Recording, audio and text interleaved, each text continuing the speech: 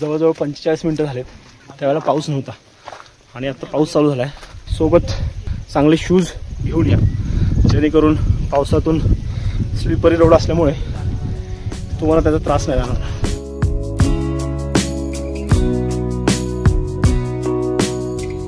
नमस्कार मित्रांनो, सफर गड किल्ल्यांची या यूट्यूब चॅनलमध्ये आपले स्वागत आहे। आज आम्ही अशा किल्ल्याची भेट घेणार आहोत ज्याच्याविषयी खूपच कमी लोकांना माहिती आहे आणि त्याचे नाव आहे विचित्रगड। यालाच किल्ले रोहिडा किंवा रोहिडेश्वर या नावाने देखील ओळखले जाते। हा किल्ला पुण्यापासून 50 किलोमीटर अंतरावर आहे आणि भोर तालुक्यातून फक्त 10 किलोमीटर अंतरावर आहे। पुण्यापासून आम्ही बाईकवरूनच निघालो आणि सुरुवातीला रस्ता अतिशय सुंदर होता। रस्त्याची विकास कामे प्रगतीपथावर असल्यामुळे काही ठिकाणी थोडा रस्ता खराब लागला आणि त्यामुळे थोडा उशीरही झाला, पण काही हरकत नव्हती। भोरला समृद्ध करणाऱ्या नीरा नदीचे पात्र ओलांडून आम्ही भोरच्या बाजारपेठेत आलो। पुढे महाडला जाणाऱ्या रस्त्यालाच छत्रपती शिवाजी महाराजांचा अश्वारूढ पुतळा पाहावयास मिळतो। पावसाची रिमझिम मध्येच येणारं ऊन यामुळे हा प्रवास अतिशय सुखकर झाला। गडाच्या पायथ्याशी असणाऱ्या बाजारवाडी गावात पोहोचलो। बाजारवाडी गावात पोहोचल्यानंतर तेथील महादेव मंदिराला भेट दिली। मंदिराच्या बाहेर असणारे नंदी पाहून मन सुन्न झाले आणि इतिहासही आठवला। मंदिरातील भव्य खांब आणि त्यावर उभा राहणारे मंदिर पाहून आज ही स्थापत्यकलेचा आपल्याला अनुभव येतो। मंदिरात पोहोचल्यानंतर महादेवाच्या पिंडीचे दर्शन घेऊन आम्ही पुढच्या प्रवासाला सुरुवात केली।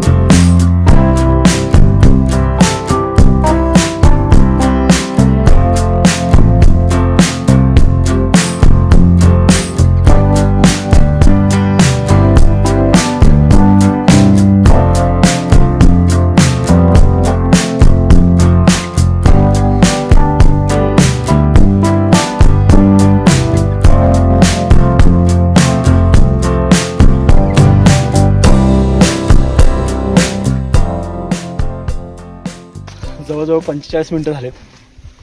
आपण ट्रेकला सुरुवात केली होती। आता सुरुवातीला ज्यावेळेस ट्रेकिंगला सुरुवात केली त्यावेळेला पाऊस नव्हता आणि आता पाऊस चालू झाला आहे आणि पाऊस आणि वारा यांच्यामुळे जे पावसाचं पाणी आहे ते खूप जोरात आपटतंय।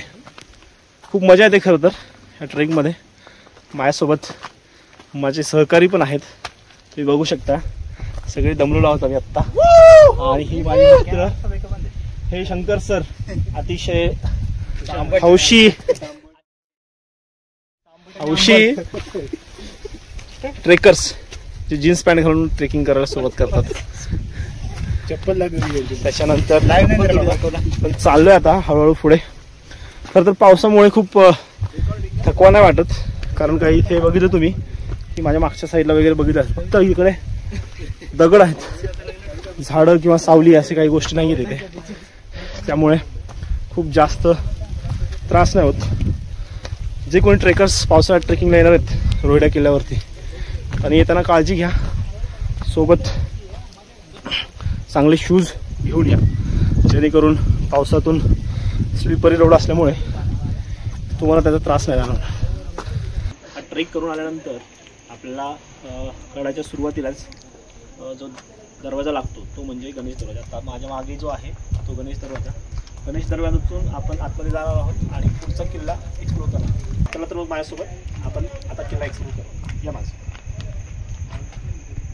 गणेश दरवाजातून आतमध्ये आल्यानंतर आपल्याला अजून एक ही कमानसारखी दिसते। खरं तर जसं तुम्ही सिंहगडला बघितलं असेल की पुणे दरवाजानंतर अजून बाकीची गेट्स आहेत, त्या पद्धतीच कदाचित हे गेट असू शकतं। त्या दरवाजातून आतमध्ये आल्यानंतर इथे जे माहितीचे फलक आहेत, आता याच्यावरती पावसामुळे फलक आज दिसत नाही काय आहे. त्याच्यानंतर राईट साईडला उजव्या बाजूला हे ते पाण्याचे टाके म्हणून दिसते आणि त्याच्या बाजूलाच बरोबर आतमधल्या बाजूला तुम्ही पाहू शकता की इथे अतिशय सुंदर पाण्याची व्यवस्था केलेली आहे. इथे आतमध्ये पाण्याची व्यवस्था आहे आणि आत्तासुद्धा इथे पाणी मोठ्या प्रमाणात अवेलेबल आहे. तुम्ही इथून तुम्हाला दिसत असेल तर खाली स्टेप्स केलेले आहेत उतरायसाठी. अशी ही प्राचीन पाणी साठवण्याची व्यवस्था.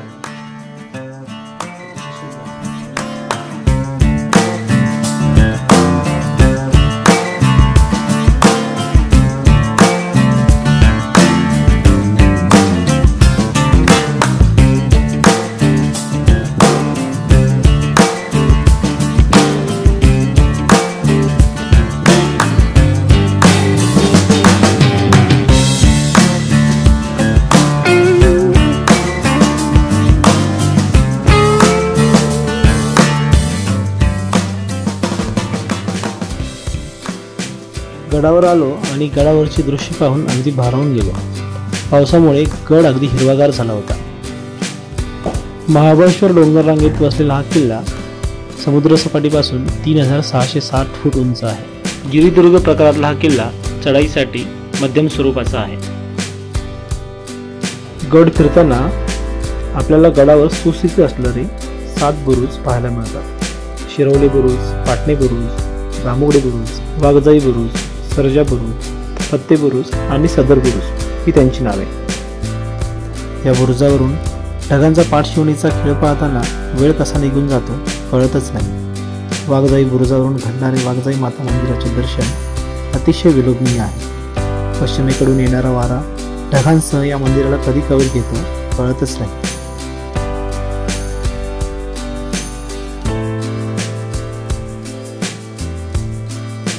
एका रांगेत असणाऱ्या पाण्याच्या टाक्यांची शृंखलाच या गडावर आपल्याला पाहावयास मिळते.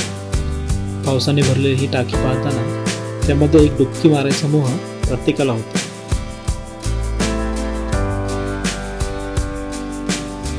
पाण्याच्या टाक्यापासून पुढे आल्यानंतर आपल्याला सोन्याचा घाणा पाहायला मिळतो. तिथून काही अंतर चालल्यानंतर आपल्याला एका टेबलवर संग्रहित केलेले जुन्या भांड्यांचे अवशेषही पाहायला मिळतात. भैरवनाथ मंदिराच्या समोर असणाऱ्या काही मावळ्यांच्या समाधींचं आम्ही दर्शन घेतलं. मंदिराच्या बाजूलाच एक विस्तीर्ण असा मोठा तलाव आहे. संध्याकाळ जशी जवळ आली तसा पावसाचा जोरही वाढला आणि त्यावेळी आमच्या मदतीला देव धावून आला. भैरवनाथाच्या मंदिरात मग थोडा वेळ आम्ही आसरा घेतला. चला तर मग सफर गड किल्ल्यांची याच्या पुढील भागात पुन्हा नव्याने भेटू. धन्यवाद.